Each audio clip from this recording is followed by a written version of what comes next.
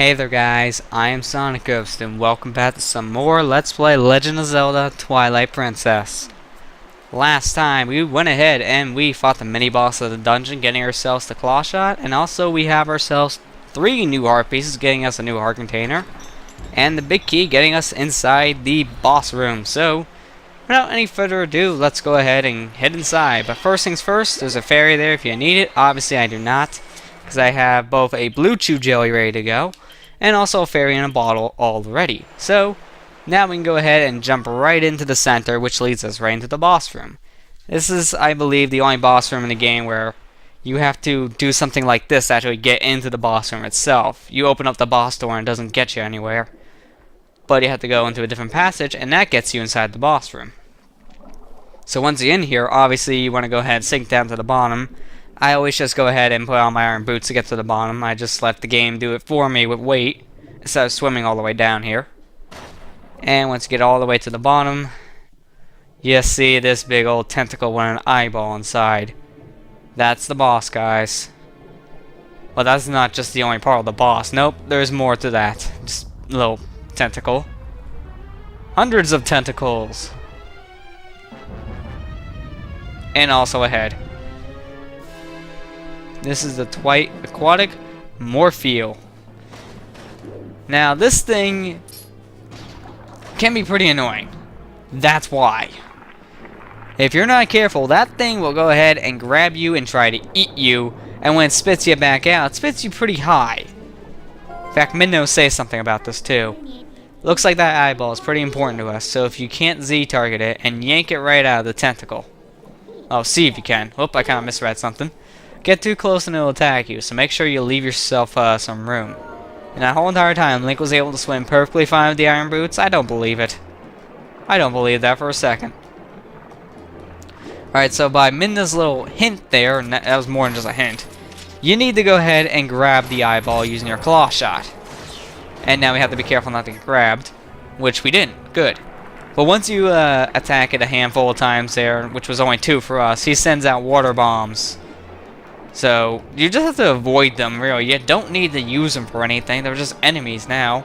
We don't need to use them to blow up any walls or anything. And why am I swimming right into it? Am I that stupid? Oh, you gotta be kidding me. Now, this boss has 2 phases, and the first phase here is the hardest one, as you can see, because it's kind of annoying since you have to keep track of where that eyeball is in one of these tentacles. At the same time, you have this fear of getting grabbed by another tentacle like that. So, as you can tell, this is kind of annoying. I think, for the most part, this guy sends out all the water bomb enemies really just to confuse your targeting system, because I don't really find these things of a threat at all. They're just an annoyance because they're always getting into my targets. See, I can't get to the eyeball. Now I can. There. Once you hit the eyeball enough times, then this guy would decide to come out of his hole, and that starts phase 2. Phase 2 of this fight is a lot easier than phase 1. This is a gigantic worm, which we've seen bosses like this ever since Majora's Mask for the 3D games. And we've seen bosses like this in the Zelda series ever since Link to the Past, I believe, was the first one who did this kind of thing. So really, something like this isn't new. The only difference is this guy is underwater. And what you need to do in order to kill this guy now is you need to go ahead and grab onto the eyeball here and just slice and dice. That's all you gotta do. You just have to get on the back and just keep on slicing away his eyeball. That's all you gotta do. And if you get lucky enough, you might be put right next to his head there again. So you can go ahead and just grab his eyeball once again with your claw shot. You can sometimes get that lucky. Never happened to me, but it looked like that was about ready to happen. I imagine that would be true, that you'd be able to do that. There we go, we got it. You have to do this a total of 3 times. Your 3rd time getting on his back here to slice him, you have a chance to go ahead and do your finisher move, so that'll make that obviously a lot faster. And when we get to that point, I always like to swap back to the hero's tunic. Even though you can't swim around freely, it just looks better for the scene coming up. So once we're on his back, let's go ahead and finish him off. And there you go. this boss is dead. Like I said earlier, his first phase is the hardest phase out of the two, since it's the more tedious and annoying phase. Especially when his tentacles always trying to grab you, but once you go ahead and get past that phase and get into this one, it's smooth sailing from there. Very easy. In fact, that didn't take us a lot long at all. It just took us maybe 3 or 4 minutes to beat the boss. Something like that. Actually, it's probably like 4 or 5 minutes almost. I'm not exactly sure. I didn't time the boss fight, I just timed the video. But once he's dead, he drains all the water in here with that last little bang of the head on the wall, and spits out a heart piece like always. But not just that, he also disintegrates and gives us our last fused shadow piece. So now we have every single piece of the fused shadow. That'll make Midna happy. And this is what I was meaning before, where I think the hero's tunic looks better than the Zora tunic for this upcoming scene. It just looks better with this little action between Midna and Link. There it is, the last fused shadow. I'll just take that. Thanks. Now, don't resent me for all I've put you through. I need this thing. Besides, we have to do something about Zant. One of the things, he is the King of Shadows. His power is a false one. I'll prove it using these. So, I've done everything I needed to. I'm sorry for dragging you all over the place with me.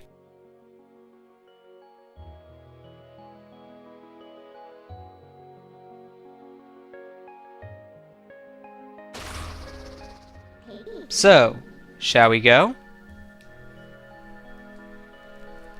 Yes, we shall, Midna. But first things first, let's collect our heart piece like always.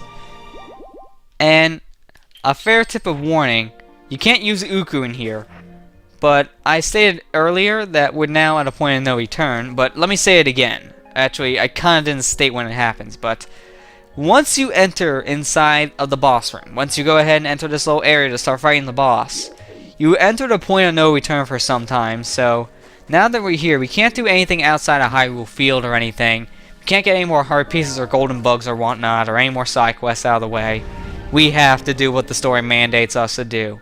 So if there's other heart pieces you want to get or whatnot before this point, get them before fighting the boss of Lakebed Temple.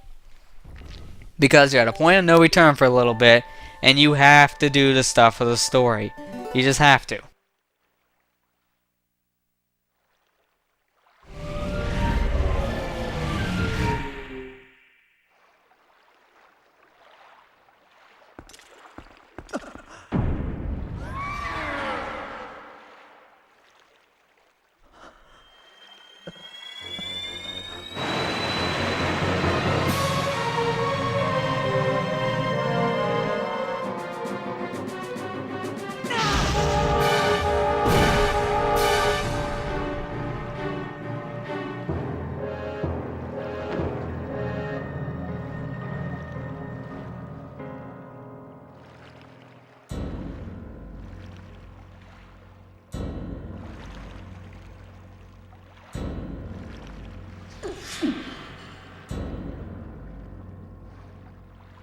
Zant!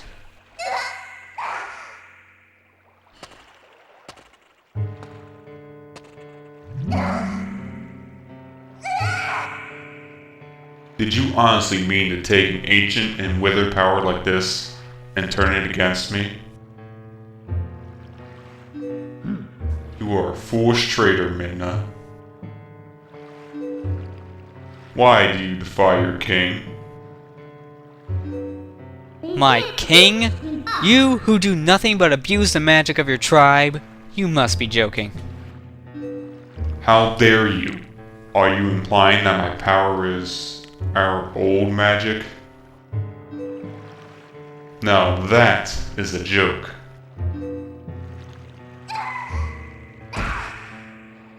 This power is granted to me by my god. It is the magic of the King of Twilight, and you will respect it.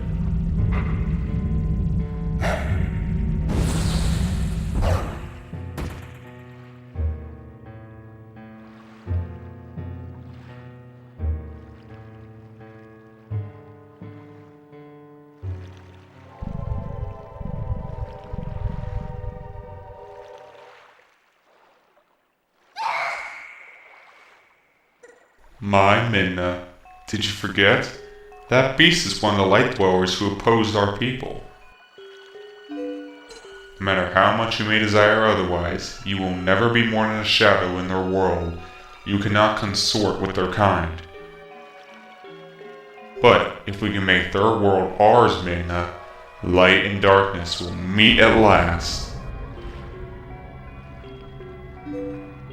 Our tribe will take back their realm, and sweet darkness will blot out this harsh light.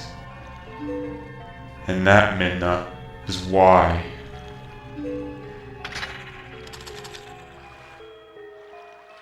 I need you. Not just for me, but for all of our people. Lend me your power.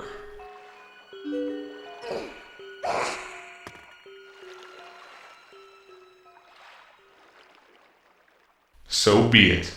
I will return you to the light world you covet.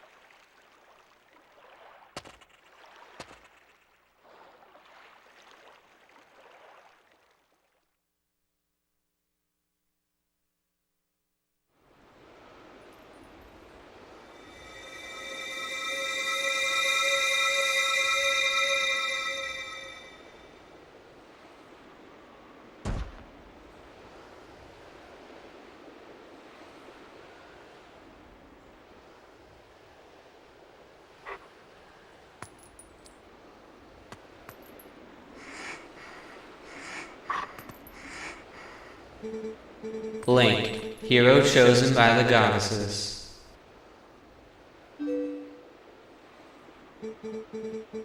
Go to the princess, locked away in the castle.